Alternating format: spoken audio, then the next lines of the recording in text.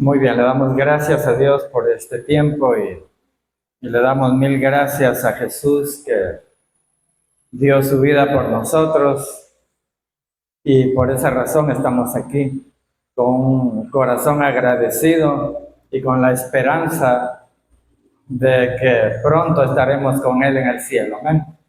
¿Y cuántos lo están esperando?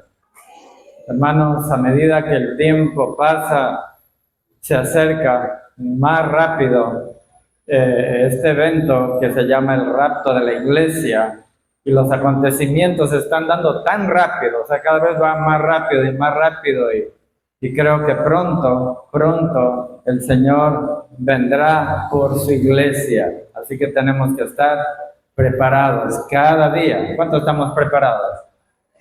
Muy bien. El tema de hoy se llama Getsemaní. En el libro de Lucas, vamos a leer Lucas capítulo 22. Abra su Biblia en el libro de Lucas capítulo 22.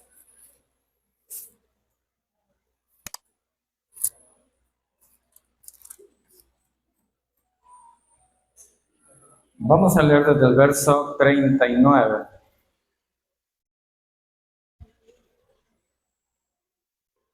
¿Ya lo tienen? Lucas capítulo 22, verso 39. Vamos a leer hasta el 46.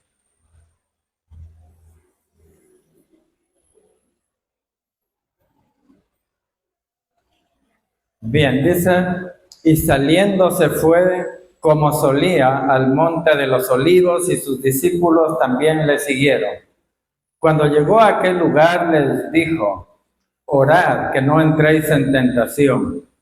Y él se apartó de ellos a distancia como de un tiro de piedra, y puesto de rodillas oró, diciendo, Padre, si quieres, pasa de mí esta copa, pero que no se haga mi voluntad sino la tuya. Y se le apareció un ángel del cielo para fortalecerle, y estando en agonía oraba más intensamente, y era su sudor como grandes gotas de sangre que caían hasta la tierra. Cuando se levantó de la oración y vino a sus discípulos, los halló durmiendo a causa de la tristeza, y les dijo, ¿por qué dormís? Levantaos y orad para que no entréis en tentación. Pues, mis hermanos, Getsemaní era un huerto que estaba a las faldas, casi al pie del monte de los olivos. Y en el Getsemaní había una prensa para fabricar aceite. Era una prensa donde la presionaban ahí el fruto, o sea, los olivos, y podían sacar el aceite. Y ese lugar era el lugar favorito de Jesús, porque siempre vemos, dice que Jesús subió al monte de los olivos a orar, y siempre iba con sus discípulos, así que ese lugar era muy conocido, porque siempre Jesús iba, pasaba noches orando ahí, o iba con sus discípulos. Así que Judas Iscariote fue ahí donde lo entregó a Jesús, porque ese lugar era muy conocido para él. Ahora, el resultado, hermanos, de esa intensa oración que hizo Jesús, donde dice la Biblia que él estaba sudando, y no porque era en la noche, imagínense usted, no había sol, pero era la presión tan grande que Jesús sentía por lo que iba a pasar, que su sudor era como grandes gotas de sangre, o sea, sudor mezclado con sangre, efectos de la presión que él sentía en su cuerpo. Y dice la palabra que él oraba intensamente. Y sabe que esa oración intensa que Jesús estaba haciendo es lo que iba a afectar en realidad el cielo, la tierra, el infierno, y esa oración iba a afectar por toda la eternidad. Así que, miren ustedes, vemos de que Adán y Eva, ellos cayeron en pecado y ellos se encontraban en el huerto del Edén. Y Jesús, en un huerto, en el huerto de los olivos, estaba muriendo, en este caso, por la presión, por la agonía. Estaba sufriendo en un huerto para poder librar al hombre del pecado. Y hermanos, más que en la cruz, más que en todo ese proceso de su muerte, fue ahí, o sea, en el huerto de los olivos, donde él triunfó y venció. ¿Por qué razón? Porque fue ahí donde él decidió morir por cada uno de nosotros. Cuando él ya fue a la cruz, cuando estaba siendo azotado, él ya había tomado la decisión de hacerlo. Entonces, vemos, hermanos, de que Jesús, ahí en el huerto del Getsemaní, estaba orando intensamente, porque lo que se venía para él era algo tan tremendo que vamos a ir viendo aquí. Pero veamos en Hebreos capítulo 5, Hebreos capítulo 5.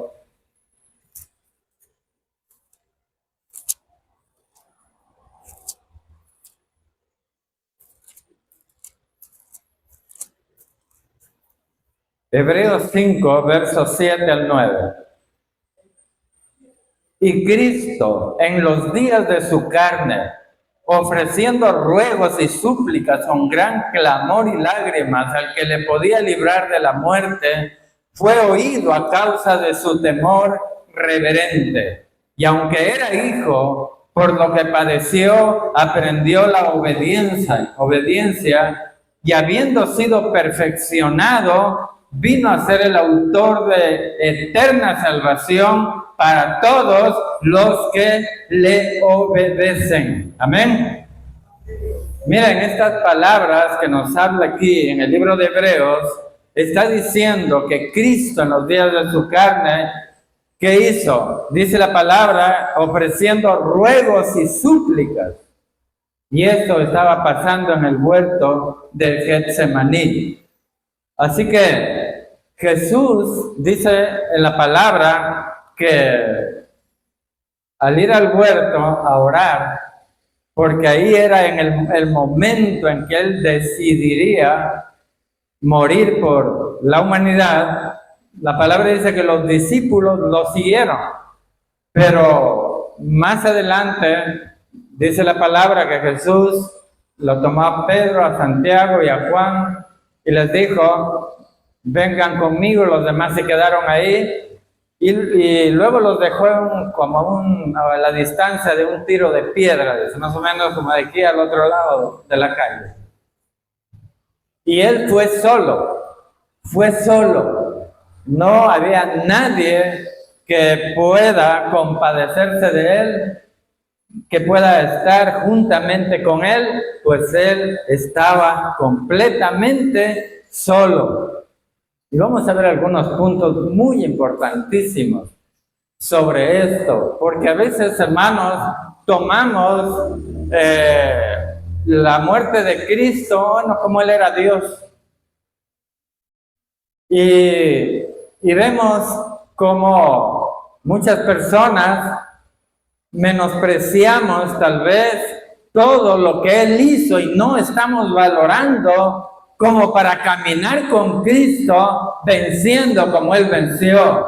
No estamos caminando con Él haciendo su voluntad perfecta. Entonces, vemos que en primer lugar, la presión que Jesús sentía o tenía podía haberle matado a cualquiera, hermano. A cualquier persona, por más valiente, por más fuerte que hubiese sido, con esa presión que Jesús sintió, miren, se hubiera muerto instantáneamente tal vez. ¿Por qué razón?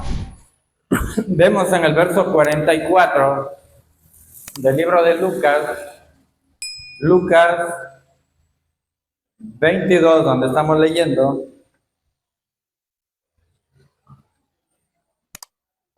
el verso 44 dice, y estando en agonía. Cuando se dice alguien está en agonía, ¿qué entendemos? Que está próximo a la muerte. Eso entendemos, ¿no es cierto? Alguien está agonizando, está en agonía, es porque está próximo a la muerte. Cualquier momento se muere. Y la palabra dice, y estando en agonía, oraba más intensamente y era su sudor como grandes gotas de sangre que caían hasta la tierra. Miren, el Señor Jesús estaba en una agonía, prácticamente muriéndose por la presión que sentía, pero él estaba orando y clamando, y por eso en Hebreos dice que el Señor con gran clamor y lágrimas estaba ahí orando a aquel que lo podía librar de la muerte. Entonces, vemos que esa agonía que él sentía, veamos aquí unas 5 cosas muy importantes.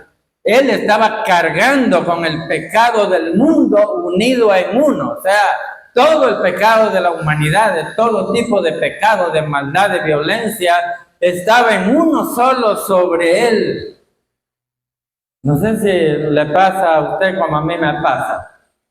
Cuando he cometido algo que no es correcto, me disgusté con mi esposa o con otra persona, uno automáticamente se siente mal. El que es cristiano comete un pecado, automáticamente el Espíritu Santo lo redarguye y se siente mal. Eso le pasa a todo cristiano nacido de nuevo. Se siente redarguido por una cosa. Imagínense el Señor Jesús cargar el pecado de todo el mundo, ¿cómo se sentiría? Segundo, que él estaba manchado, se iba a manchar de pecado siendo puro. Dice la Biblia que nunca hizo maldad ni hubo engaño en su boca. Él era puro, santo, limpio. Él dejó su trono en el cielo y vino aquí a la tierra para cargar con mi pecado, su pecado, y estaba en verdad con ese pecado. Imagínese usted siendo puro. Ahora, otra cosa, él soportó la ira de Dios. La palabra dice en Ezequiel 18:4, dice, el alma que pecare, esa morirá, punto. El alma que pecare, esa morirá. O sea, la paga del pecado es muerte. Entonces, esa ira de Dios la estaba llevando sobre sus espaldas. Otra cosa que él ahí sintió la separación de Dios. Lo que el hombre que va al infierno, que no es salvo, que murió en sus pecados y va al infierno, va a sentir la eterna separación de Dios. Miren, una persona, haga lo que haga, estando aquí todavía en la tierra, aún no siente eso, pero se murió y va a sentir la separación eterna de Dios. Y eso sintió Jesús, y por eso era lo que él se sentía, que no soportaba ya esa presión.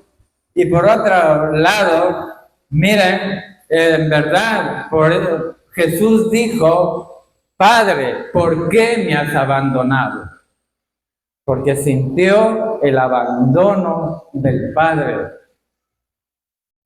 Y también en lo físico, él soportó el dolor. de todos nosotros. Él soportó ahí porque la muerte de Cristo fue una de las muertes más torturantes que una persona pueda sentir. Y por eso dice la palabra que desde la hora sexta hasta la hora novena, ¿qué pasó en la tierra? Dice que hubo tinieblas. Y ahí fue cuando el Señor, ahí en la cruz, colgado en la cruz, pudo sentir el abandono del Padre, pudo sentir lo que es estar separado. Entonces, eso es lo que le estaba produciendo a Jesús, que su sudor sea como grandes gotas de sangre. En segundo lugar, miren, el Getsemaní fue el lugar donde Jesús decidió la obediencia. Fue ahí donde Él decidió la obediencia que traería la salvación a una multitud incontable de redimidos. La Biblia dice que Jesús, por el gozo que tenía puesto, menospreció la vergüenza, el oprobio del pueblo. En el libro de Apocalipsis, capítulo 7, Apocalipsis 7, verso 9, vamos a leer un momento ahí. Apocalipsis 7, 9 dice: después de esto miré y aquí una gran multitud, la cual nadie podía contar, de todas las naciones y tribus y pueblos y lenguas, que estaban delante del trono y en la presencia del Cordero, vestidos de ropas blancas y con palmas en las manos. Y clamaban a gran voz diciendo: la salvación pertenece a nuestro Dios, que está sentado en el trono y al Cordero. Entonces vemos aquí que Jesús ahí en el Getsemaní, la presión que ya Él estaba en agonía, empezó a orar más intensamente para poder lograr que una multitud incontable pudiéramos estar vestidos de ropas blancas en el cielo. Amén. Amén, hermanos. ¿No se alegra por eso? Hermanos, miren, Jesús ahí estaba tomando la decisión. ¿Por qué? Porque, miren, en el verso, volvemos a Lucas.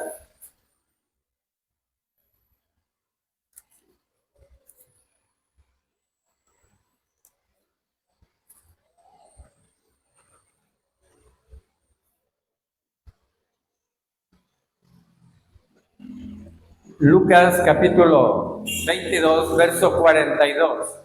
Dice, diciendo: Padre, si quieres, pasa de mí esta copa, pero no se haga mi voluntad, sino la tuya.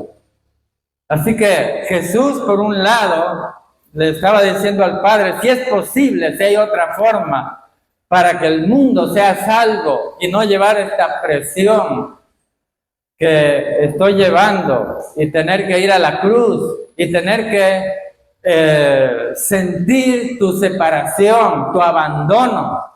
Si hay otra forma, le estaba diciendo, pero que no se haga mi voluntad, sino la tuya. En otras palabras, Señor, si esto quieres, aunque es tan fuerte, pero si tú lo quieres, yo lo voy a hacer. Amén. Esa es la obediencia de Jesús. Ahora, tercero, la oración y la decisión, hermanos, de hacer la voluntad del Padre. ¿Qué es lo que pasó ahí? Cuando Jesús estaba en agonía, ya no soportaba y estaba diciéndole, Señor, si es posible, pasa esta copa de mí. Dice la palabra en el verso 43, y se le apareció un ángel del cielo para fortalecerlo.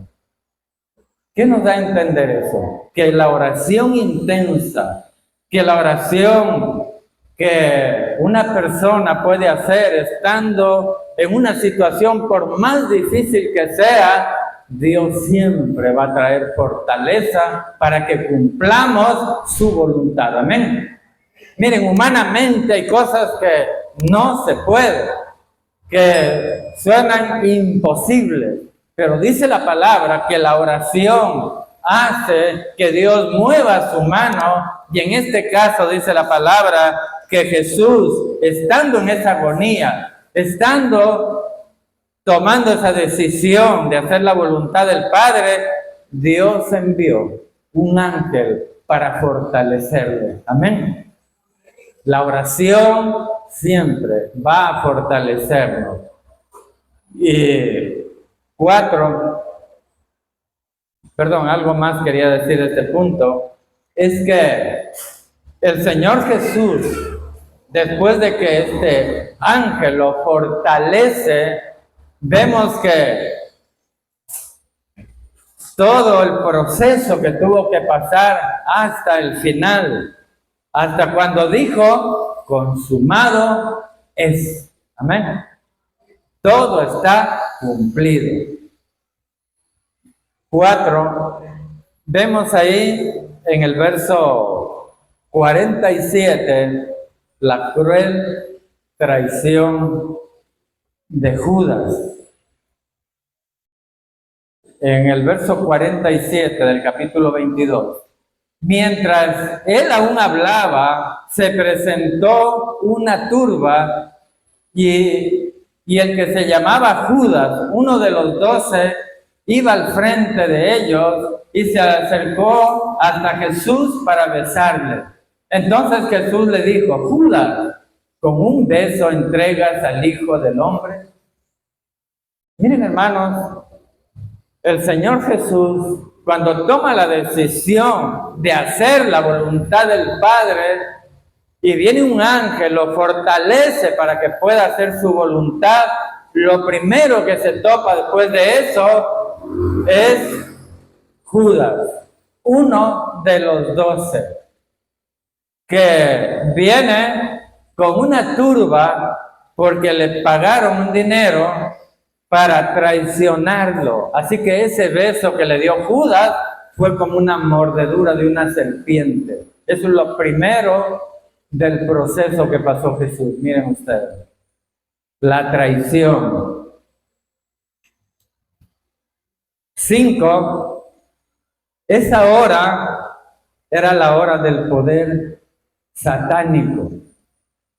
Miren ustedes, aparece Judas, le da un beso, lo entrega al Hijo del Hombre, y en el verso 52 y 53 dice, y Jesús dijo a los principales sacerdotes y a los jefes de la guardia del templo y a los ancianos que habían venido contra él, como contra un ladrón habéis salido con espadas y palos, habiendo estado con vosotros cada día en el templo, no extendiste las manos contra mí, mas esta es vuestra hora y la potestad de las tinieblas.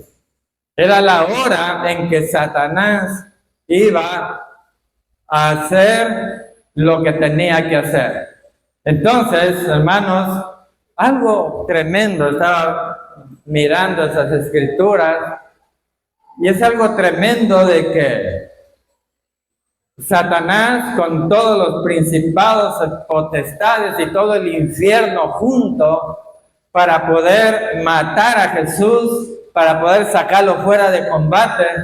Miren, esa misma cruz donde él estaba muriendo, aparentemente vencido por el infierno, en ese mismo instante estaba venciéndolo. También, hermanos. Y el diablo no entendía eso. Él quería matarlo, pero se estaba matando a sí mismo. Amén. Él estaba perdiendo la batalla porque, miren lo que nos dice en el libro de Colosenses, capítulo 2. Colosenses, capítulo 2. Veamos lo que nos dice aquí.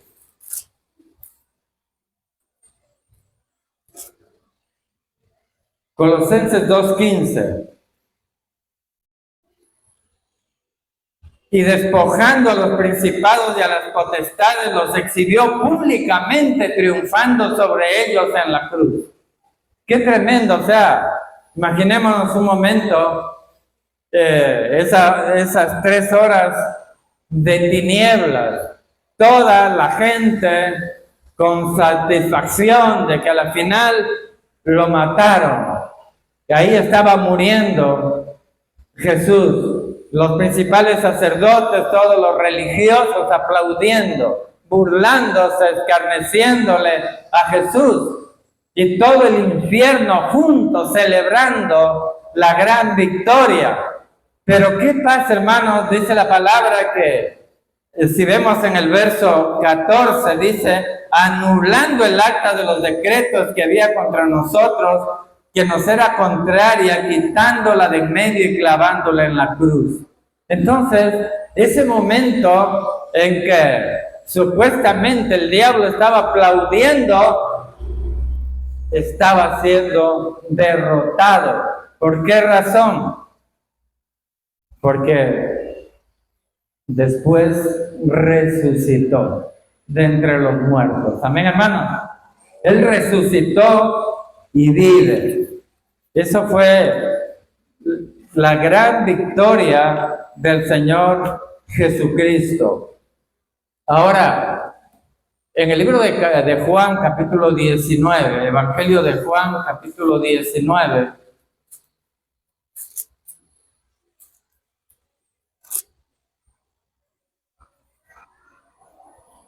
verso 28 al 30.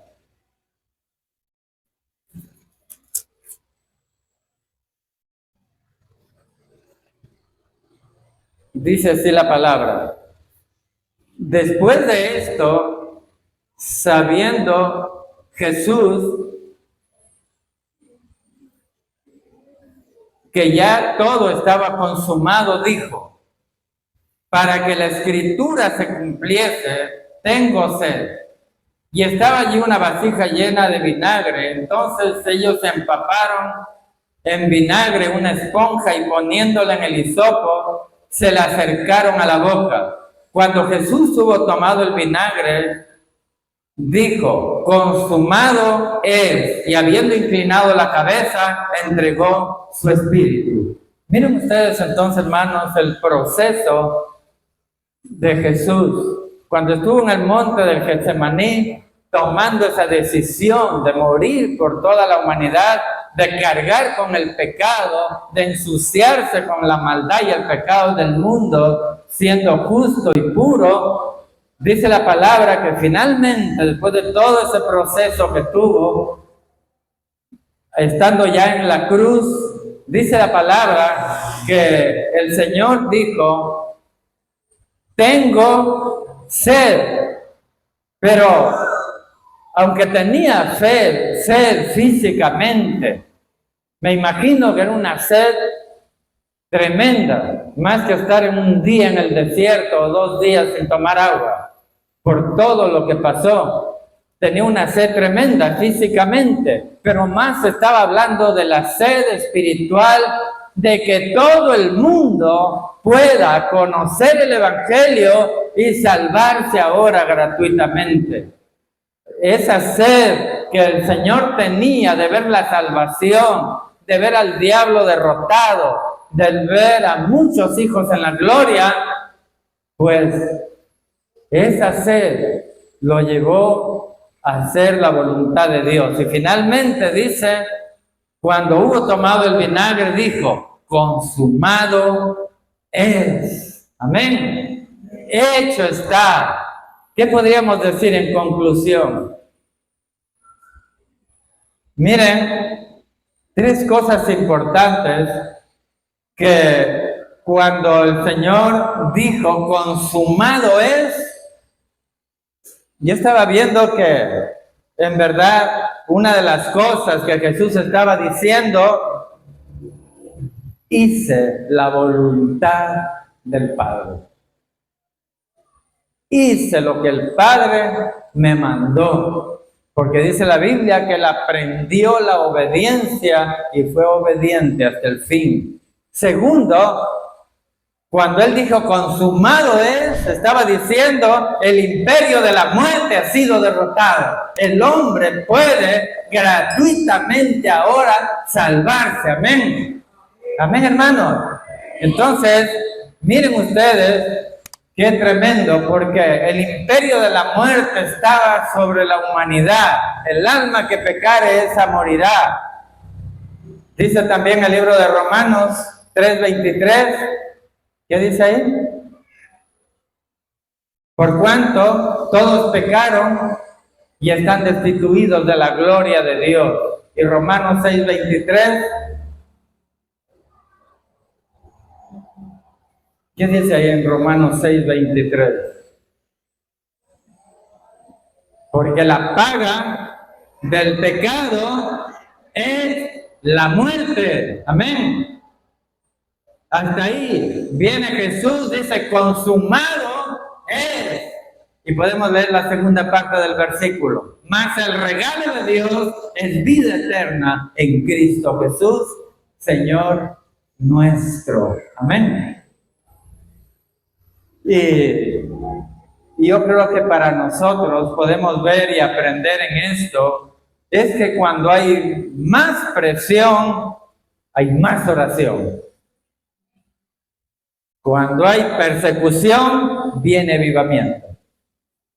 Yo creo que se está hablando ahora que en muchas naciones hay persecución.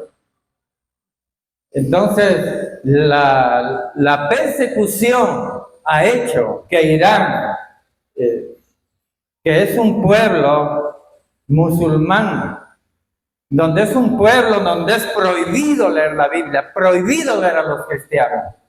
Es el pueblo, en primer lugar, donde el crecimiento del evangelio está dándose. Amén. Y en Corea del Norte, en la China. Entonces, hermanos, nosotros podemos ver que cuando estamos presionados, cuando hay problemas, cuando a veces no hay salida, no sabemos qué hacer, cuando vemos que estamos entre la espada y la pared, es cuando venimos al Señor y Él lo soluciona todo. Amén, hermanos. Y podemos ver que no hay nada que no se pueda hacer, hermanos, cuando es la voluntad de Dios. Cuando es la voluntad de Dios que hagamos algo y parece imposible, tenemos que orar. Y Él nos da la solución. Amén. Y por otro lado, miren, la oración es la que nos lleva a la victoria. Es la oración la que nos lleva a vencer todo lo que el diablo quiere hacer en contra de los hijos de Dios. Amén. Y también podemos decir, para concluir, leamos Apocalipsis capítulo 3, verso 21. Apocalipsis capítulo 3, verso 21.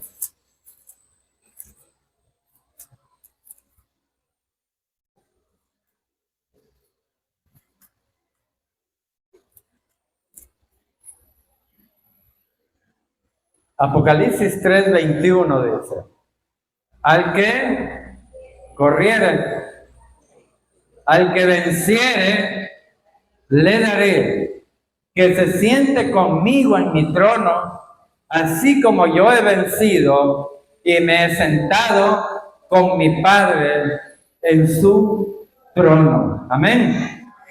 Así que, hermanos, recuerden, el Getsemaní era un lugar donde había una prensa de hacer aceite, donde se presionaba esas pepas del olivo para que den aceite. Fue ahí Jesús donde fue presionado intensamente por nuestros pecados, y ahí fue donde Él hizo una oración que cambiaría la historia de la humanidad. Amén.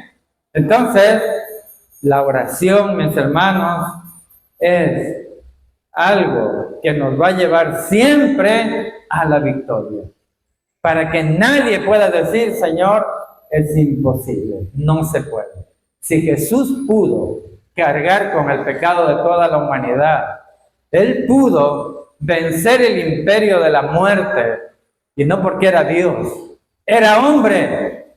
Pero la obediencia a su Padre, la obediencia a la palabra, lo llevó a la victoria. Amén. Amén, hermanos. Entonces miren ustedes, nosotros, si queremos llegar al cielo, si queremos que los ángeles nos den la bienvenida y nos digan, imagínense ustedes cómo sería la bienvenida de Josué, de Moisés y de todos los héroes de la fe. ¿Cómo sería esa bienvenida?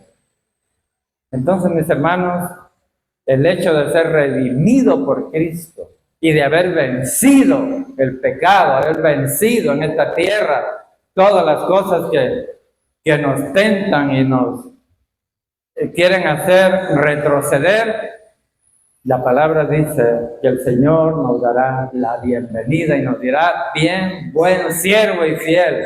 En lo poco has sido fiel, en lo mucho te pondré, entra al gozo de tu Señor. Amén. Pongámonos de pie.